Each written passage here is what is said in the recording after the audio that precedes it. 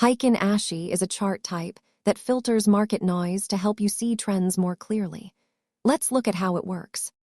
The name Heikin Ashi literally translates to average bar in Japanese. It changes how price data is displayed on your screen. Unlike standard candlesticks that show raw price movement, these candles use a formula to smooth out price changes. Because they are calculated based on averages, you will notice that the candles stay red or green for longer periods during a trend. Standard candles show exactly where the price was, while Heikin Ashi shows the direction of the trend by removing minor fluctuations. Investors often find it much easier to identify the overall market direction using these smoothed candles compared to standard price bars.